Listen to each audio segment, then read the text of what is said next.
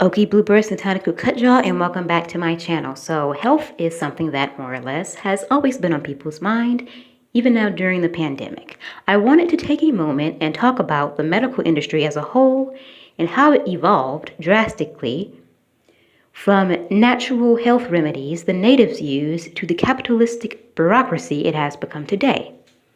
In this video, I'll be discussing how capitalism has forever changed medicine for the worst. But before we discuss this topic further, I would like to invite you to join the Bluebird family if you haven't already.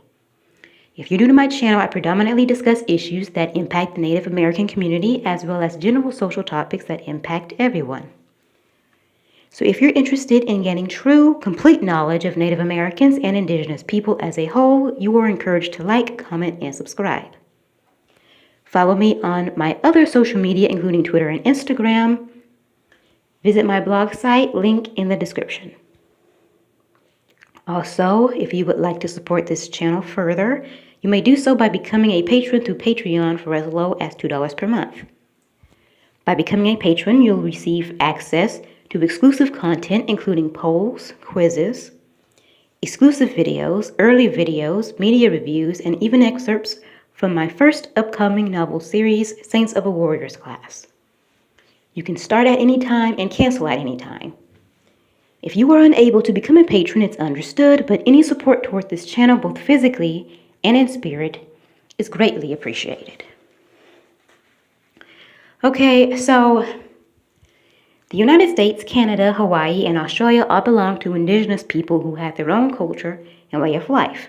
I don't count Latinos or South Americans in the equation, and if you'd like to know why, I urge you to watch my video explaining why Latinos are not Native American, which is below in the description. So, of all the places I named, none of them had diseases were introduced to and spread throughout Indigenous communities by Europeans. And for those who want to argue that natives already had disease, that's a lie, because if that was the case, millions of Native Americans would not have died from the shocking introduction of European diseases. One of the few truths that Caucasians are actually willing to admit about how they wronged the natives is that Europeans killed millions of Indigenous people all over the world from introducing and spreading a multitude of diseases. So again, natural medicine was the only medicine among the natives of North America, and even among those from other cultures and ethnic groups. But when Europeans, who historically were very unclean, arrived in North America, they of course brought their diseases, which were a shock to the natives who weren't accustomed to disease. Because Native Americans had no disease, there was no need for nurses, doctors, or vaccines.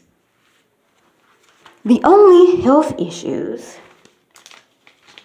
that impacted the Native Americans were small colds and injuries.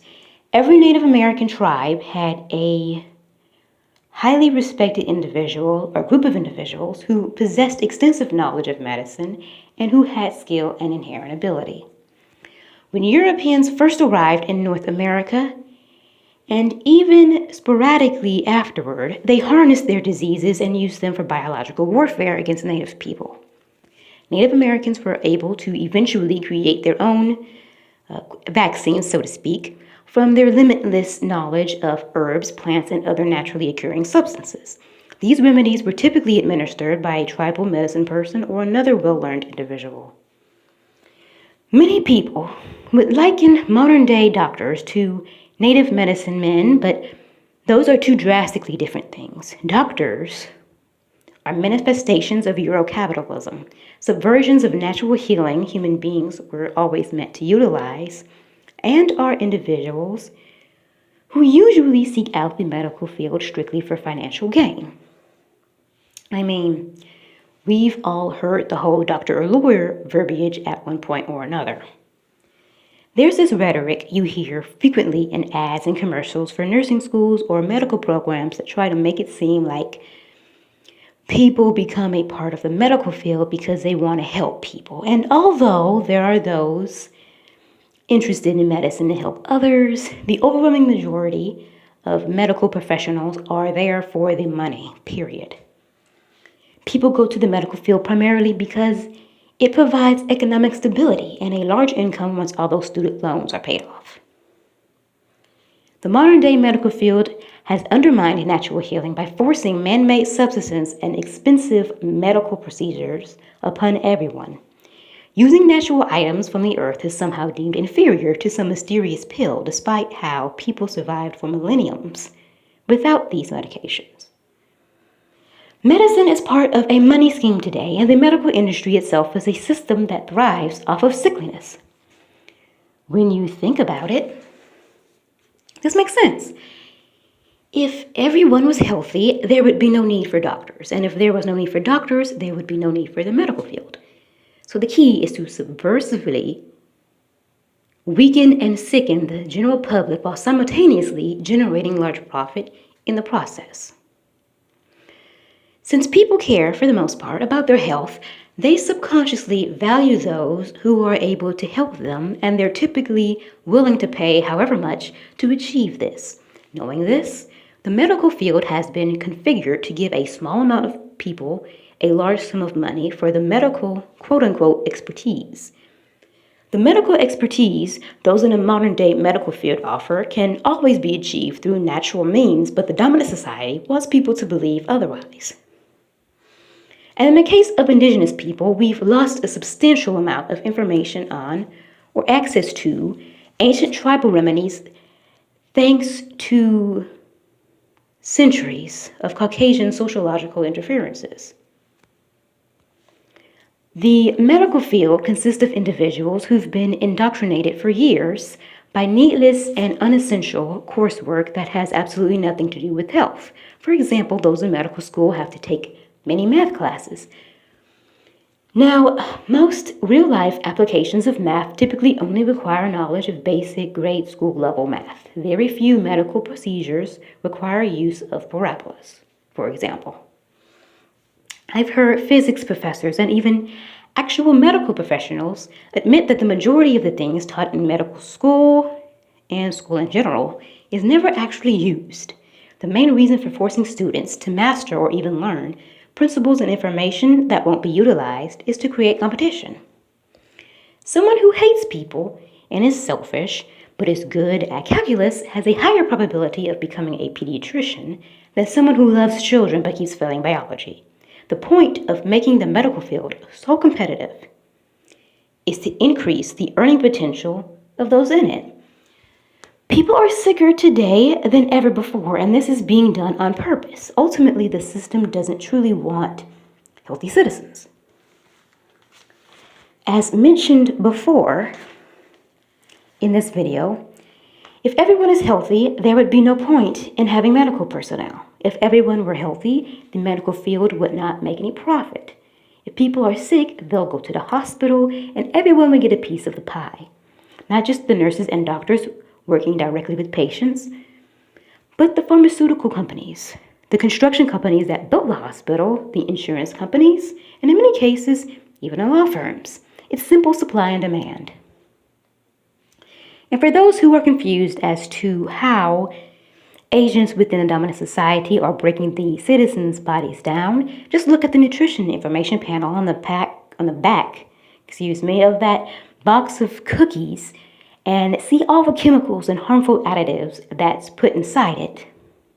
And if that's not proof enough, take into consideration how almost every so-called first world country on earth is experiencing severe sleep deprivation in the pursuit of pieces of paper that's been given monetary value.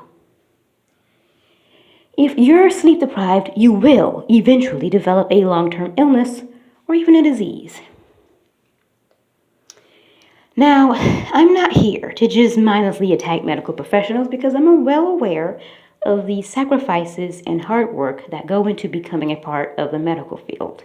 And I understand that we're living in a capitalist society and that picking a lucrative career field could very well mean the difference between living a normal life and being homeless. The whole point of this video is to remind people that the medical field today is not the exclusive source for attaining health. I also say all this because I want people to become accustomed to the thought of living in a society without doctors or major health facilities or healthcare insurance. When natives regain sovereignty, anything that wasn't an original part of our culture and society has to go, as it would therefore be the aftermath of Caucasian imperialism. This includes the medical field.